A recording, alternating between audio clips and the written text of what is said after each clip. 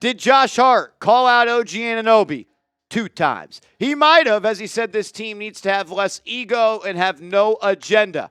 And then Tom Thibodeau called out Josh Hart by saying, before you call your teammates out, you better watch the film and you better think before you speak. There is smoke and turmoil surrounding this team, but I believe in them. And they got a big win on Wednesday against the Philadelphia 76ers. So my question to you before we start today's show is, what's your confidence level in this ball club? Scale it 1 to 10. 1 being you're not confident, 10, you got the most confidence in the world.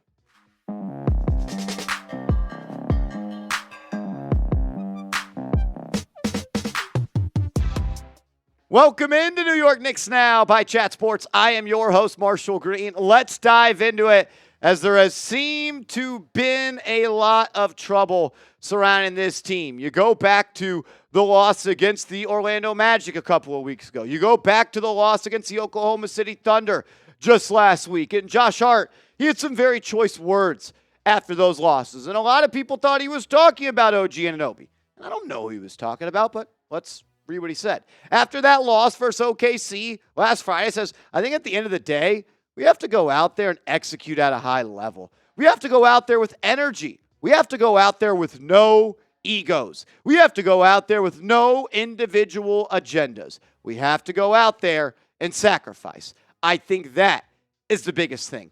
You know what? If that was the only thing, or the only time, rather, that Josh Hart has said anything like that, I would let it fly, right? You know, just throwing out cliches, a little bit of coach speak, speaking all the things into an existence that you need for them to win. But that wasn't the first time Josh Hart has said that. In fact, that was the second time he said that in the last week and a half. Go back to the loss on January 6th that the Knicks suffered versus Orlando when Karl Anthony Towns did not play. Hart said this after the loss. It's an NBA season. There's going to be peaks and valleys. We've got to make sure we are focused and give off the right energy. We can't have our own individual agendas. Got to make sure we're locked in on this team. So 2 times he has questioned the energy, 2 times he has questioned the agenda, and 2 times he has questioned the ego of his teammates. Second time he has said things like this. I think it would be really just me doing a bad job and everyone out there that digests Knicks content to not be able to connect some dots here and say, if you're going to say it once, sure. Say it 2 times, you're clearly talking about somebody. And the people inside the building at Madison Square Garden, they agree. Ian Begley of SNY, check him out, one of the best on the beat, shout out to Ian, said this on his show, The Putback on SNY. Some people internally don't think Josh Hart was just throwing out cliches. Josh saying that twice should raise some eyebrows. Look, I thought I was crazy for thinking that, but now that Ian Begley has said that, and he backdoored it by saying there's people inside the building that think that same thing, yeah, that's something to take note of. And I don't know who Josh Hart is talking about. Pretty sure it's not Jalen Brunson. Ian Begley said the same thing. I think he would just go up to Jalen Brunson and say it. I don't think it was Mikal Bridges. I don't think Mikal Bridges is playing with an ego. I don't think it's Karl Anthony Towns, because Cat didn't play in that Orlando game when he first questioned the effort and the agenda. I don't think he's talking about Deuce. I don't think he's talking about campaign. I don't think he's talking about Pacome Dadier or Precious Achua or Jericho Sims. And I don't want to say for certain he's talking about OG, but the way I've seen him play basketball in the last month just feels a little bit different. His vibe overall feels a little bit different. Feels like he's going out of his way to do his own things on the offensive end. They're starting to work in post-up, ISO post-ups for OG. Why would they do that? And the Knicks' perimeter defense has fallen off a cliff in the last month. And I thought OG's defense has taken a major step back. Look, Cade Cunningham's a really good player. He shouldn't have his way with a guy like OG Anunoby. And then you had on Wednesday, I know Tyrese Maxey is good, but whenever he needed a bucket against OG Anunoby, he did a really good job. So he's got to simply just be better on both sides of the court. OG Anunoby got off to a really good start for the New York Knicks. I thought he was playing like arguably the second best player on this team, and you could argue that he maybe was playing just as good as Jalen Brunson was, with Karl Anthony Towns leading the way. First 24 games, 17.5 points per game, 5 rebounds, shooting 48% from the field and 37% from 3. 13.5 shots per game. In the last 18 games, though, his play has really fell off a cliff. on offense and on defense. He is shooting a shot and a half, pretty much less per game. I don't know if that's ruffled his feather. He can't buy a bucket from downtown, shooting less than 30%. His field goal percentage has dropped 4 percentage points. His rebounding has gone down. His assists have gone down. Almost every numeral statistic is down in the last 18 games. And look, if I had to guess who I thought Josh Hart was talking about, I do think it would be OG Anunoby. I watch every single game. We go live on this channel for every single game. I rewatch every single game. He has just been off a little bit in 2025. And look, OG's in a tough spot because what he has to do on this basketball team for them to be successful and reach the status and overall just the success that they want to, OG Anunoby has to be the most selfless player in the NBA. Go guard the best offensive player every single night. Don't ask for the ball. Sit in the corner, and when the ball comes to you, make a play. There's no plays drawn up for Anunoby. Somehow, for some reason, they're throwing him ISO situations and post-ups. I don't need to see that anymore. I don't know if that's just as satisfying. But they need OG to be extremely selfless. Have no agenda. Have no ego. Play defense, and when you get the ball, score. That could be tough for people in the NBA, especially for a player in Toronto that said he wanted a bigger role on offense on his next team, and his role has not grown at all. Tom Thibodeau, though, found some issue, I would say, with what Josh Hart had to say.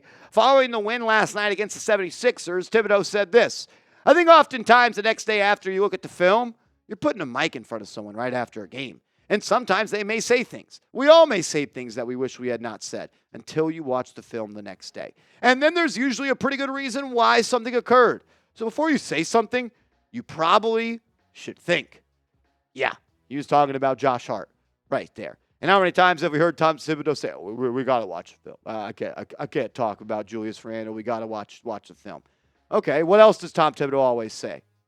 Things that OG does on defense, things that OG Anunoby does on the floor, shows up on film. And I may be reaching and grasping for straws here, but I believe Tom Thibodeau is a huge OG Anunoby guy.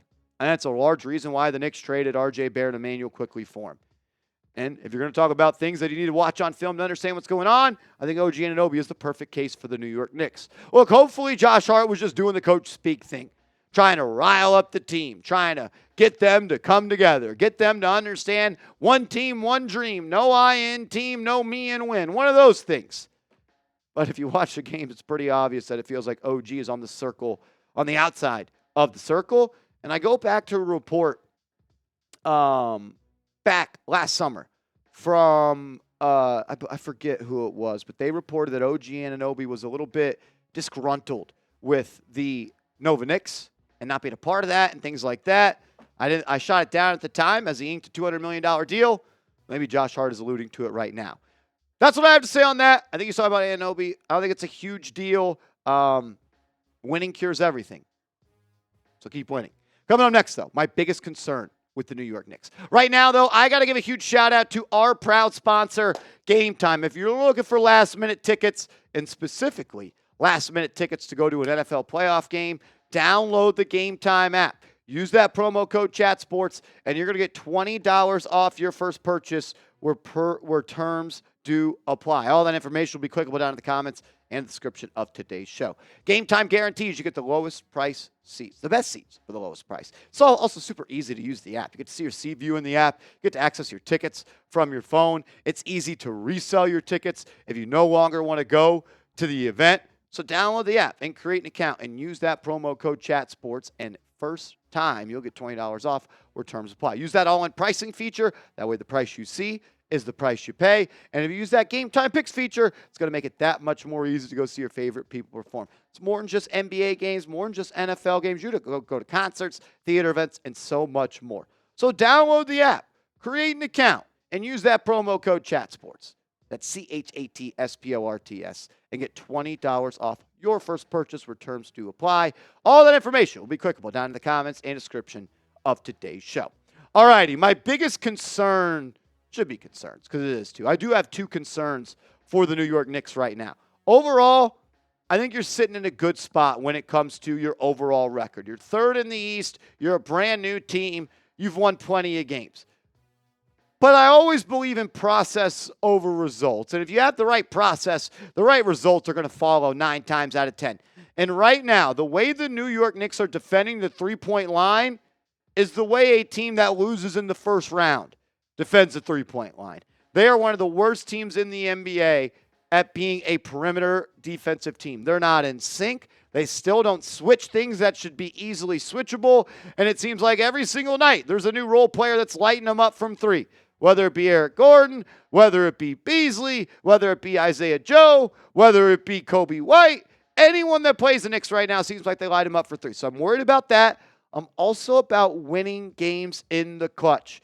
The New York Knicks are one of the worst teams in the NBA when it comes to net rating in the clutch time. We'll talk about the clutch time in a second. Quickly, let's talk about defending the three-point line. Their perimeter defense this year has been a joke. They allow the seventh most attempts, or the seventh least amount of attempts.